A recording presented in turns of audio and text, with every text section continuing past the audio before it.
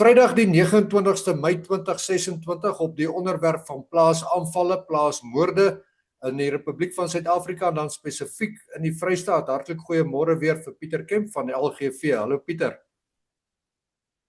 Sakkie, ja, goeiemôre. Hier so op die Vrydag op die naweek, einde van die maand.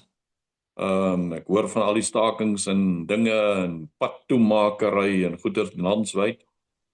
Natuurlik môre die 30ste en dan lyk vir my die 30ste Junie ook weer 'n slag. So ja, sommer die situasie dop. Pieter, ja, dinge lyk maar beswaard oral in die land waar daar probleme uitslaan, maar ons fokus is terug op die plaasaanvalle, plaasmoorde. Pieter, julle het nou al redelik die goed bestudeer. Julle hou julleself voor as ouens wat kundig is op die gebied, en vanoggend wil ek baie graag weet, 'n plaasaanvaller, die ou wat 'n plaas aanval, hoe lyk hy? Wat is sy profiel? Wat kan 'n mens aan hom toedig? Sakkie, ja, baie interessant. Ja, jy sê nou ons is kundiges, maar ja, ons luister ook maar wat die kundiges vir ons oralster sê.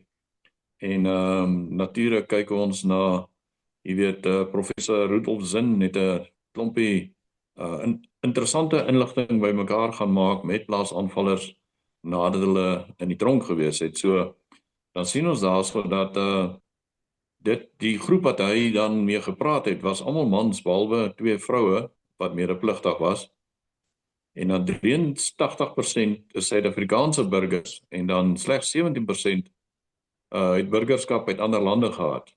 Nou ja, dit is nou, moet onthou net, dis nou die 30 wat hy gaan mee onderhoude voer het wat in die tronke is.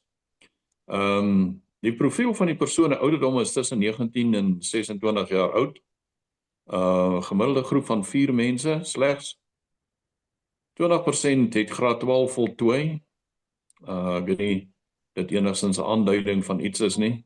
76% van hulle is werkloos.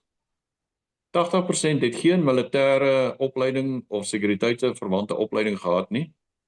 Die 20% wel opleiding ontvang nie net by ons nie, maar ook in die buiteland in. En dit is dan waar daai ding dan vandaan kom waar hulle 'n bietjie praat van opleiding in die buiteland.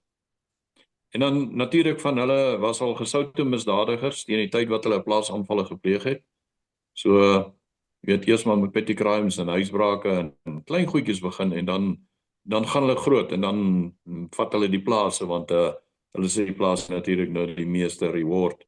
Wat sal die vergoeding of die meeste finansiële voordeel wat hulle uit kan kry. Hier is van hierdie ouens wat erken het dat hulle al meer as 100 misdade gepleeg het voordat hulle die eerste keer gevang is. Skrikwekkend. Gegee die aard van die misdaad, is dit kenmerkend dat die aanvallers bereidwillig is om dodelike geweld teen slagoffers of op plase te gebruik. So, wat ons al vir mekaar gesê het, hierdie ouens kom nie daaraan vir 'n koppie tee nie. As jy in jou huis kom, dan vat jy die nodige stappe en jy beskerm jouself en jou familie. So, Sakkie, in kort is dit die profiel van hierdie ouens.